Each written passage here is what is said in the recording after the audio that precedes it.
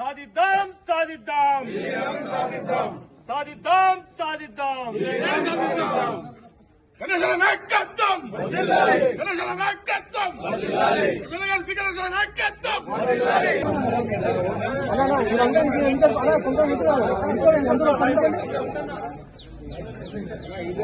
నమస్కారం. ఈరోజు కాంగ్రెస్ పార్టీ నాయకులతో కలిసి రేపటి నుంచి జరగబోతున్న కంటోన్మెంట్ బోర్డు ని విలీనం చేయాలనేది ఏదైతే మూమెంట్ తీసుకున్నామో మొన్న ఏదైతే కేంద్ర ప్రభుత్వం మళ్లీ నామినేటెడ్ వ్యవస్థని కంటిన్యూ చేస్తున్నట్టు ఏదైతే నోటిఫికేషన్ ఇస్తున్నారో దాన్ని వ్యతిరేకిస్తూ 2018 నుంచి ఈ కంటోన్మెంట్ విలీనం చేయాలా, కంటోన్మెంట్ బోర్డు నుంచి ఓటు హక్కు తొలగించినప్పటి నుంచి నేను అప్పుడు కూడా నిరాహార దీక్ష చేశాను. ఈ కంటోన్మెంట్ పాలనతోటి ప్రజలకు ఎంత నష్టం అవుతుందో, అదేవిధంగా నేనేం బాధ్యత లేనప్పుడు చూసిన విధం వేరుంది. బాధ్యత వచ్చిన తర్వాత ఈ కంటోన్మెంట్ బోర్డు, ఈ స్టేటు, ఈ సిస్టమ్ ద్వారా ఎంతో నష్టం జరుగుతుంది. కాబట్టి సిస్టమ్ మేలు జరగాలంటే కంటోన్మెంట్ బోర్డుని స్టేట్ గవర్నమెంట్ లో విలీనం చేసినప్పుడే కంటోన్మెంట్ కాన్స్టిట్యున్సీ కూడా బాగా డెవలప్మెంట్ అవుతుందని పూర్తిగా అవగాహనతోటి నమ్ముతున్నాను. అదే కాకుండా ఏ వ్యవస్థలైనా కూడా ఎక్కడైనా బోర్డు ఎలక్షన్లు కావచ్చు, కార్పొరేషన్ ఎలక్షన్ కావచ్చు, సర్పంచ్ ఎలక్షన్ కావచ్చు, మున్సిపల్ ఎలక్షన్స్ కావచ్చు, ఎలక్షన్లు జరగాలి స్థానిక సంస్థలు. అలాంటిది గత 6 సంవత్సరాల నుంచి ఎలక్షన్ పెట్టాక ఓన్లీ నామినేటెడ్ వ్యవస్థను కంటిన్యూ చేయడం మేము వ్యతిరేకిస్తూ, ఈ వ్యవస్థని వ్యతిరేకిస్తూ ఖచ్చితంగా ఇది విలీనం చేసి కార్పొరేషన్ల 3-4 నెలల్లో ఎలక్షన్ అవుతుంది. కాబట్టి అదే మాదిరిగా కార్పొరేషన్ ఎలక్షన్ కావాలని మేము ఒత్తిడి పెట్టి వారు కూడా దిగి రావాలని కానీ ఈ ఒక డిమాండ్ మీద మేము రేపటి నుంచి నిరంతరం, రేపు ఫస్ట్ రోజు కాబట్టి 10 గంటల నుంచి నిరాహార దీక్ష స్టార్ట్ అవుతుంది, సాయంత్రం వరకు ఉంటుంది. ఎల్లుండి నుంచి 9 గంటలకే స్టార్ట్ అవుతుంది. కాబట్టి రోజు నేను కూర్చుంటాను. అనేక మంది సంఘాలు కావచ్చు, ఇప్పుడు కాంగ్రెస్ పార్టీకి సంబంధించిన మహిళా నాయకులు, మహిళా కాంగ్రెస్, యూత్ కాంగ్రెస్ వాళ్ళు, ఎన్ఎస్సీఐలు, దాంతో పాటు కాలనీ వాళ్ళు, బస్తీ వాళ్ళు కూడా నిన్నటి నుంచి ఫోన్లు చేసి వాళ్ళు కూడా వచ్చి కూర్చుంటాం. ఇది అనేక సంవత్సరాల నుంచి బోర్డు ద్వారా మాకు నష్టం అవుతుంది.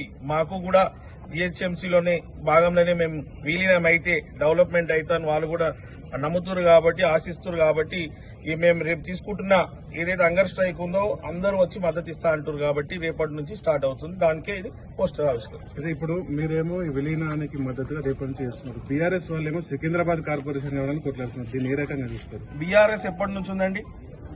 బీఆర్ఎస్ ఎప్పటి నుంచి ఉంది? 2014 నుంచి రాష్ట్ర ప్రభుత్వం ఉండే, 2014 నుంచే ఇక్కడ ఎమ్మెల్యే బీఆర్ఎస్ఏ. ఇదే కాన్స్టిట్యున్సీలు ఉన్నా అని చెప్తుండే సికింద్రాబాద్ అని తలసాని గారు, వారు కూడా మంత్రిగా ఉండే.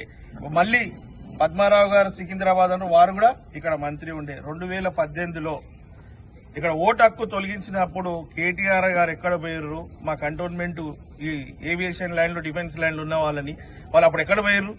వాళ్ళు బోర్డు రిజర్వేషన్లా వాళ్ళ బోర్డు మెంబర్లు అది పాస్ చేయకుంటే ఆ రోజు వాళ్ళ ఓటు హక్కు పోయేది కాదు.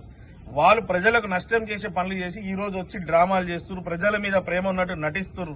వారుండే సికింద్రాబాద్ ఎవరైతే ఉన్నారో, ఇప్పుడు సికింద్రాబాద్ మండల ఆఫీస్ ఎక్కడుంది? సనత్ నగర్ లో ఉంది. వీరు సికింద్రాబాద్ అన్నప్పుడు సికింద్రాబాద్ నిన్న కూడా మీకు చెప్పిన పార్లమెంట్, మల్కాజిగిరి పార్లమెంట్ కన్నా ముందు సిద్దిపేట పార్లమెంట్ ఉండే. అప్పుడే ఇవన్నీ చేంజ్ చేసుకుంటే ఈ కంటోన్మెంట్ కాన్స్టిట్యున్సీలని గతంలో కూడా మల్కాజిగిరి పార్లమెంట్ లో ఉంది, ఈనాడు కూడా మల్కాజిగిరి పార్లమెంట్ లోనే ఉంది. కాబట్టి వీళ్ళు ఉట్టి ఏదైతే ముఖ్యమంత్రి గారు మంచి పనులు చేయాలంటే బీఆర్ఎస్ వాళ్ళు దాన్ని వ్యతిరేకించాలని ఒక సిస్టమ్ చేసుకున్నారు. నిన్న ప్రజలందరూ చెప్తున్నారు. నాకు ఈ విషయం కూడా నాకు ఐడియా లేకుండే. ఆ మండల ఆఫీస్ ఎక్కడుండే, వీరు ఎక్కడుండే, బోర్డుల ఓటు హక్కు తొలగించి ఇవన్నీ ప్రజలకు తెలుసు. ఆనాడు మాకు నష్టం అవుతుంటే చౌద్యం చూసిరు, ఈ రోజు మాకేదో మేలు చేస్తట్టు మళ్ళీ ఇన్ని సంవత్సరాల నుంచి కంటోన్మెంట్ బోర్డు వ్యవస్థని మార్చాలని కూడా ఎప్పుడు ఆలోచించలే. ఈ నామినేటెడ్ మెంబర్ తోటి వాళ్ళు కంటిన్యూ చేస్తున్నారు. ఆ వ్యవస్థ మీద ఏనాడు పోరాటం చేయలే.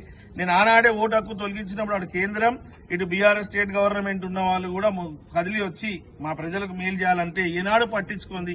ఈనాడు వాళ్ళ అవసరం ఏదో వాళ్ళ పార్టీ బతికి బయటపడాలన్న ఆలోచనతో ఈ రోజు సికింద్రాబాద్ అని ఒక స్టోరీ తీసుకొని ముందుకు నడుస్తున్నారు. మరీ ముఖ్యంగా మీ అందరి ద్వారా చెప్తున్నా, యావత్ సికింద్రాబాద్ ప్రజలకు అందరికీ, సికింద్రాబాద్ డిస్టిక్ అనేది ఏం మారతలేదు, ఏం చేస్తలేదు, యథావిధంగా కొనసాగుతుంది. కావాలని వీళ్ళు డ్రామాలు చేసి నటిస్తున్నారు. ప్రజలే అంటున్నారు ఎక్కడ సికింద్రాబాద్ ఎటు పోతుంది, ఎక్కడున్నది అక్కడే ఉంది. ఇది ముందు నుంచి మల్కాజ్గిరి పార్లమెంట్ అండర్లోనే ఉంది, ఇప్పుడు కూడా మల్కాజ్గిరి పార్లమెంట్ లోనే ఉంటది. కానీ వీరు ఏదో చెప్తున్నారు, దానికి ప్రజలను కన్ఫ్యూజ్ చేయాలనుకుంటారు. కానీ వీళ్ళే కన్ఫ్యూజ్ అయి ఉన్నారు. వారికి ఏంది టైటిల్ అని కూడా తెలియదు. సికింద్రాబాద్ మారిపోతుంది, ఎక్కడ మారిపోతుంది, ఎక్కడున్న సికింద్రాబాద్ అక్కడనే ఉంటుంది. మరీ ముఖ్యంగా ఆ అంశం కన్నా ముఖ్యమైన అంశం ఏంది, మనకు విలీనం కావాలి. ఇక్కడ కూడా స్థానిక సంస్థ ఎలక్షన్లు ఏ విధంగా అయితే కార్పొరేషన్ ఎలక్షన్ అవుతుందో అందులో ఎలక్షన్ రావాలి. మొత్తం సిస్టంలా 10 సంవత్సరాలు బీఆర్ఎస్ఏ ఉండే. ఎమ్మెల్యే కావచ్చు, మంత్రులు కావచ్చు, బోర్డు మెంబర్లు కావచ్చు, చైర్మన్లంతా బీఆర్ఎస్ఏ ఉండే. ఈ 10 సంవత్సరాలలో మీకు కంటోన్మెంట్ గుర్తుకు రాలే, ఈ సికింద్రాబాద్ గుర్తుకు రాలేక ఇప్పుడేనా మీకు వచ్చింది. Thank you.